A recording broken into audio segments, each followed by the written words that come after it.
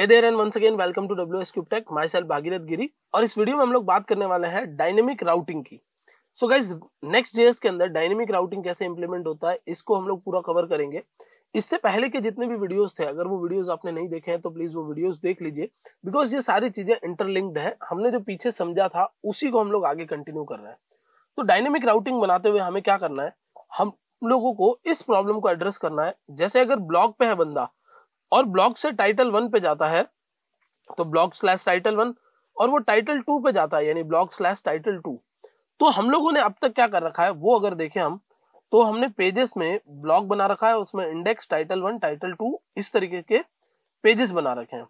But question ये आता है कि अगर इस तरीके के 100 पेजेस होंगे या 100 राउट्स होंगे तो क्या हम लोगों के लिए ये पॉसिबल है कि हम 100 फाइल्स बनाएं, ठीक है। और उसमें भी ये वेरिएबल होगा, क्योंकि हो सकता है कभी 50 ब्लॉग्स हो, कभी 60 ब्लॉग्स लिख दे जाए, कभी 70 ब्लॉग्स लिख दे जाए, कभी इनमें से 5 डिलीट कर दिए जाए तो 65 ही बचे। तो ये चीज तो हमारे लिए क्या है, वेरिएबल है। तो हम फिक्स फाइल्स इसके लिए नहीं बना सकते। तो अब इस सिनेरियो को इंप्लीमेंट करने के लिए हम लोग क्या करेंगे, हम यहां से ये जो फाइल्स हैं उनको डिलीट कर देंगे। मतलब हमें अब ये फाइल्स नहीं चाहिए। हम सिंपली क्या करने वाले हैं, पहले तो हम लोग यहाँ पर लिस्टिंग कर लेते हैं कुछ ब्लॉग्स की। जैसे मैंने यहाँ पर ये लिख दिया, एक यहाँ रिएक्ट फ्रेगमेंट बना लेते हैं पहले।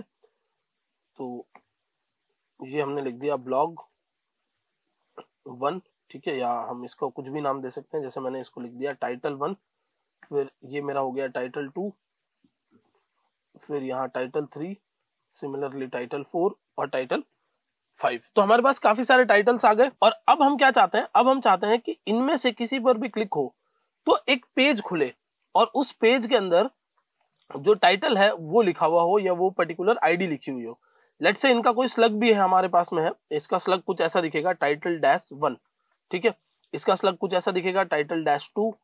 तो हम लोग ये मान के चलेंगे कि ऊपर यूआरएल में हमारे पास में स्लग्स आ रहे हैं, ठीक है, title -3 and so on, title -4 5 दिखने वाला है हमें।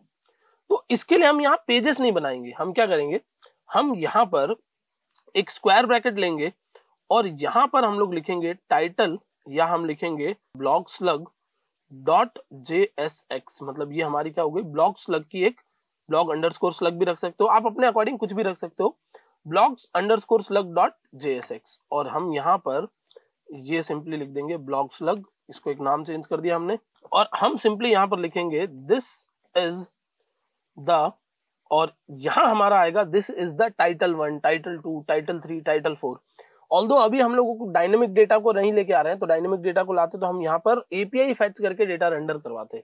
बट एक बार चेक करके देखते हैं कि ये कैसे वर्क कर रहा है। तो आप देख सकते हो दिस इज द आया है। यहाँ पर मैं कुछ भी डालूं, जैसे मैंने डाला टाइटल -2 तो भी यही पेज खुलेगा। यहाँ मैं XYZ डालता हूं तो भी यही पेज खुलेगा। यहाँ मैं जो भी डालूंगा उसको ट्रीट किया जाएगा as a parameter, as an parameter. और उस पैरामीटर से, जैसे मैंने इधर डाल दिया टाइटल -4, तो टाइटल -4 एक पैरामीटर है और उसके बेस पे आप देखोगे कि यही कंपोनेंट रेंडर हो रहा है। अब आपका क्वेश्चन आएगा कि इस चीज को हम लोग कैसे उठाएं और यहाँ पर यूज करें, क्योंकि जब हम एपीआई फेच करेंगे तो हमें वो डेटा चाहिए होगा, मतलब वो स्लग चाहिए होगा जिसको हम उठाकर डेटा फेच करवा पाए। तो उसके लिए आपको सिंपली यहाँ पर लिखना है, एक हुक यूज करना है जो नेक्स्ट जेएस हम लोगों को देता है, यूज राउटर, और फ्रॉम नेक्स्ट स्लैश राउटर।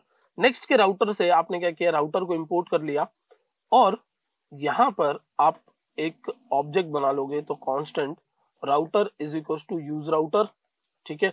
हमेशा आपको आदत बनानी है कि हमेशा हम लोग जो भी हुक यूज करेंगे उस हुक का जो भी आउटपुट है वो हम पहले वेरिएबल में स्टोर करेंगे, और वेरिएबल में स्टोर करने के बाद अब मैं आपको कंसोल लॉग करके दिखाता हूं कि इसमें हमें क्या मिलता है।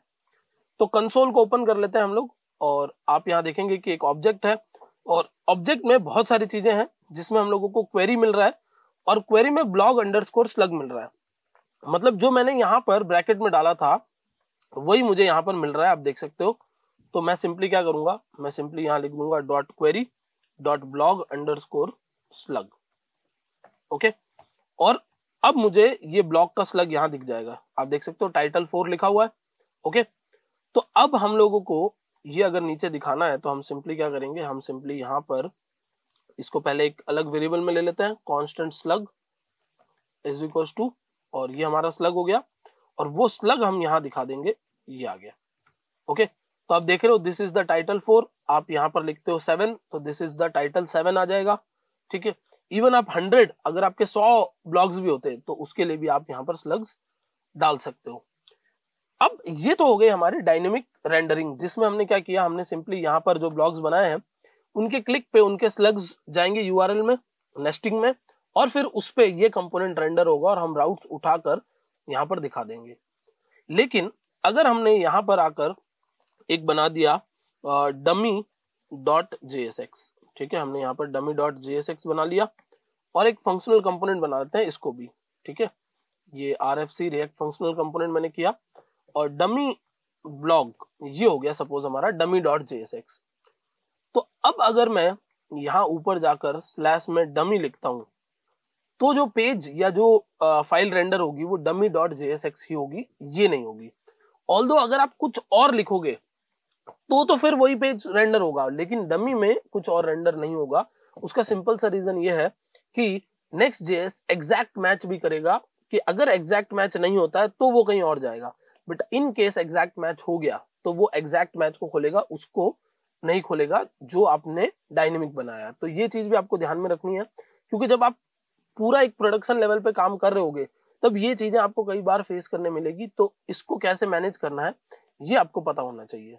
और इस तरीके से हमने क्या कर दिया, डायनेमिक राउटिंग को एनेबल करवा दिया। आप यहाँ पर टाइटल भी लिखेंगे सिर्फ तो वो भी टाइटल उठ के दिस इज द टाइटल आ गया। आप यहाँ पर टाइटल 400-400 तो दिस इज द टाइटल -400, ये आपके पास में डेटा आ रहा है। अब हम लोग इन फ्यूचर एपीआई फेच करेंगे, स्लग से हम डेटा लाएंगे और यहाँ पर उसकी डिटेलिंग दिखा सकते हैं। सो आई होप गाइस आपको अच्छे से समझ में आ गया होगा कि पूरा कंसेप्ट कैसे वर्क करता है। That's it for this video, thank you so much for watching.